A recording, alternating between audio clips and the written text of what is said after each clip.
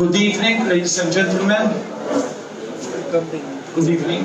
It is indeed an honor to welcome you this evening on behalf of Fondazione Belt Victoria, the foundation which runs Il-Ħaġar Art of Anton Museum, which is holding this exhibition in collaboration with Festival Mediterranean. The exhibition, The Art of Anton Inglott, 1915-1945, being inaugurated today, is truly a moment when the museum is living in full the realization of one of the aims it was set up for, that of being a teacher to the local and extended community. The museum is presenting this important exhibition as a tribute to a man, to an artist who influenced art in Malta as few others have done, although he only lived for 30 years. But these were years filled to the brim, and you can enjoy all this today through his 47 paintings being exhibited in this event. These are complemented by painting each from Willy Jabak, Giorgio Preca and Denvin Cremona, together with his palette, bringing the exhibition total to 51 artifacts. The itinerary of the exhibition is explained in the board on our left. This exhibition would not have taken place without the help of a number of people, led by Dr. Anton Refalo, himself a collector and art patron and curator of this exhibition. But I will leave all word of thanks to him later on. As you will realize, with this exhibition the museum has had a considerable financial outlay to make, to bring out this beauty which we are all admiring tonight. With this in mind, I ask you to make your contribution in the collection box of the museum.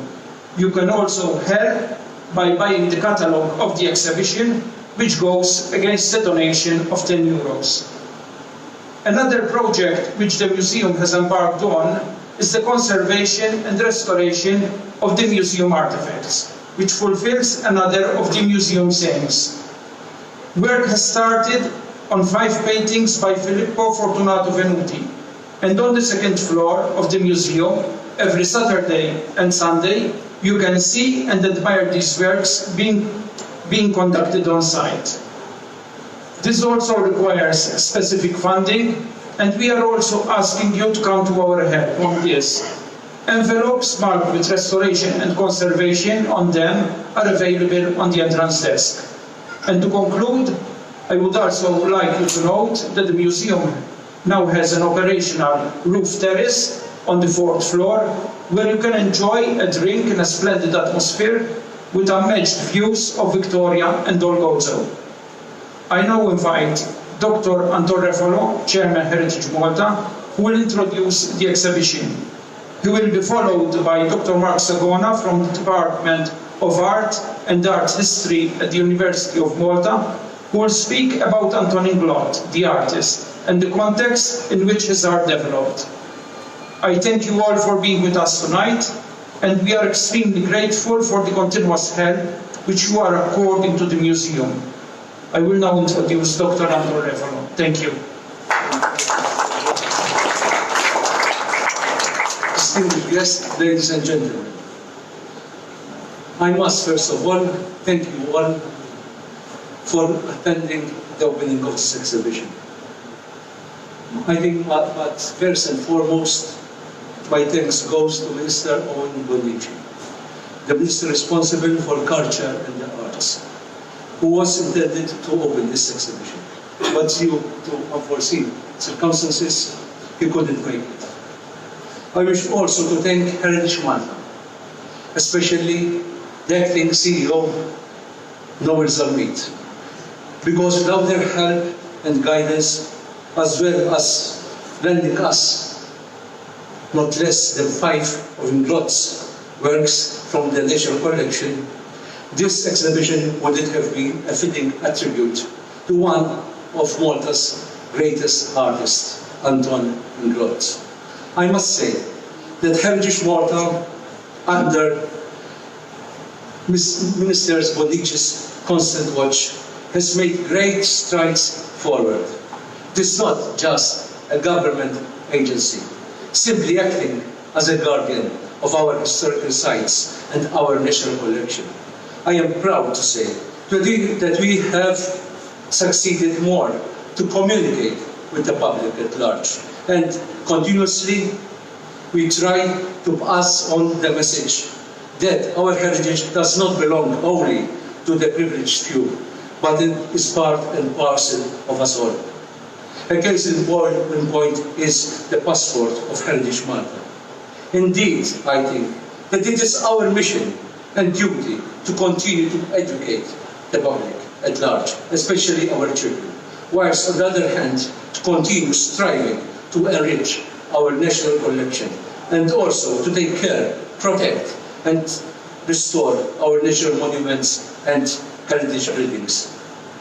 I am glad to say that our endeavours are bearing good fruition. Right now, for example, we at Heritage Malta are negotiating to acquire Villa Borg, which all of you know is an important historical building. Indeed, we will not rest here, but be assured that we will continue to strive and to act as a catalyst of change in mentality, in growth, through innovation and high tech, so that we will bring art to the public. And this is the important and the mission statement of us all. To continue, I wish also to publicly thank Mr. Il-Ħaġar and also his children, because when we went to them, they lent us more, or some 18 of the paintings of Anton Inglott. I thank you from the bottom of my heart. To conclude,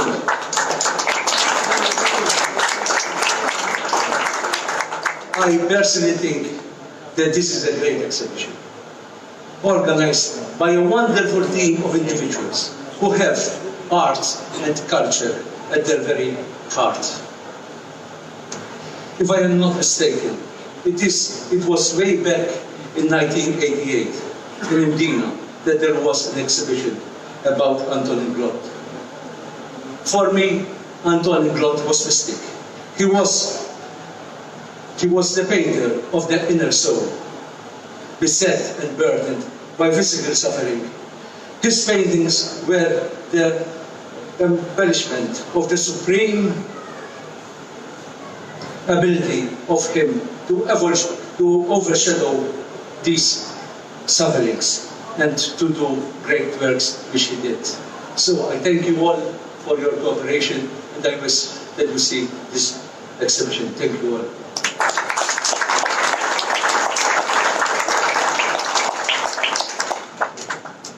Good evening, ladies and gentlemen.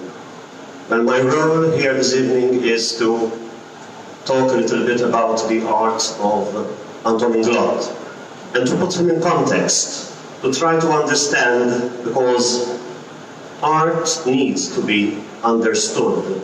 And when we stand in front of these works, we see an artist who, despite his young age, managed to leave a very important mark on the development of art in Malta. And that is the greatness of Anton Inglott, that despite the fact that he died at the age of 30, he managed almost single-handedly to change the course of Maltese art. And that is the greatness of Anton Inglott. That in 1945, when the great axe of the death of St. Joseph at Msida Parish Church was unveiled, at that moment, Maltese art, and especially the art in churches, Maltese sacred art, broke with tradition. And his place is very, very special in the development of 20th century art in Malta. And he opens the path to another giant and another friend of his, Elvin Cremona, who continues on his path and continues to evolve, a wonderful path that goes on until the 1970s. But unfortunately, and I say this with a heavy heart, we have not understood the greatness of Anton Inglott, because we need still to look at him to find the way forward in Maltese sacred art.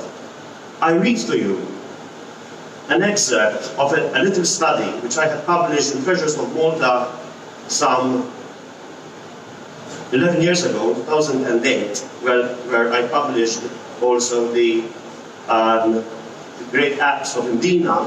Here we have the two bozzetto of Insida, the two bozzettos in front of us.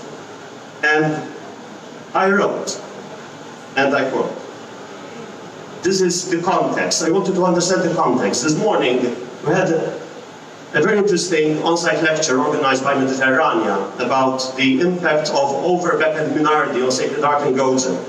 And that is the context. Whenever I talk to my students, and this is also part of the remit of the department that I represent, the Department of Art and Art History at the University of Malta, to understand the context. The context is fundamental in the study and in the understanding of art.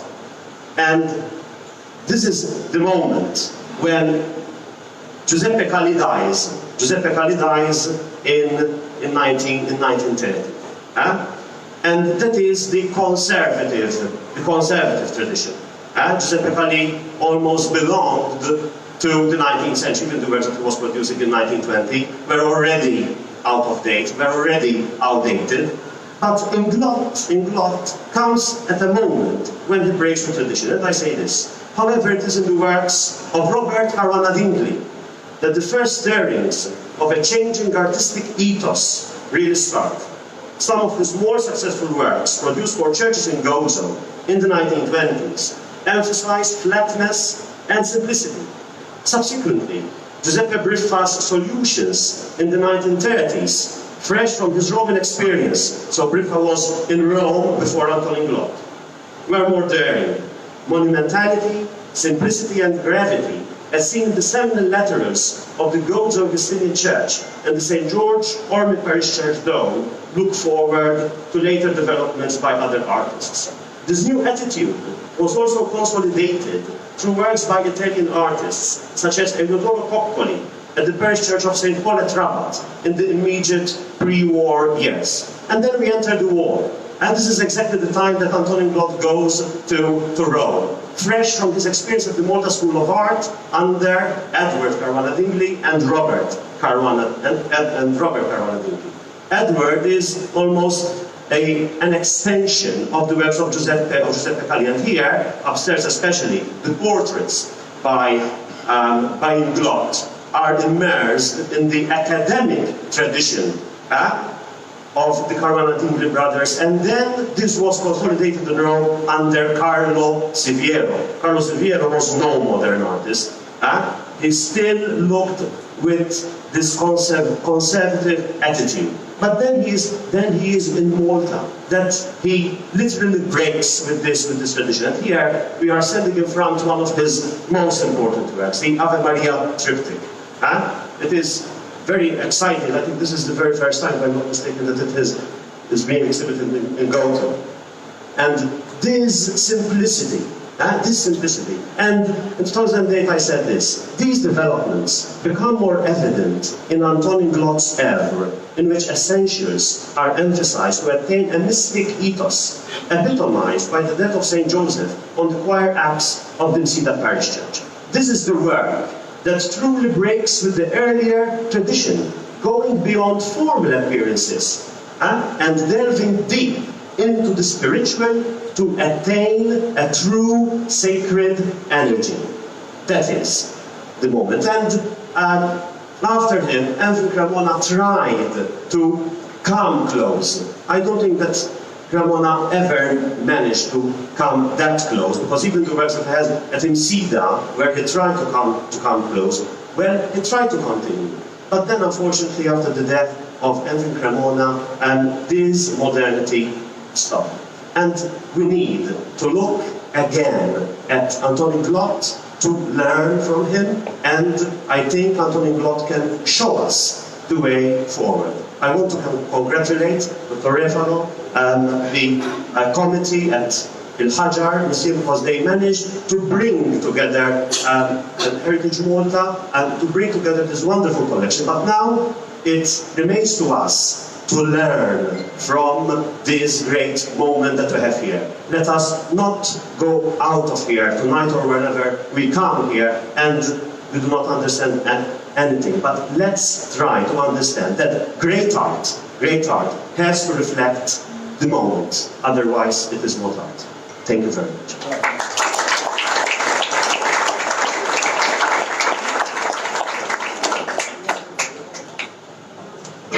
Thank you all. Now you can enjoy a drink with us and go around the museum. If you look at that board, you will see where the artworks are. We've got 51 artifacts, as I spoke before. Enjoy. Good luck.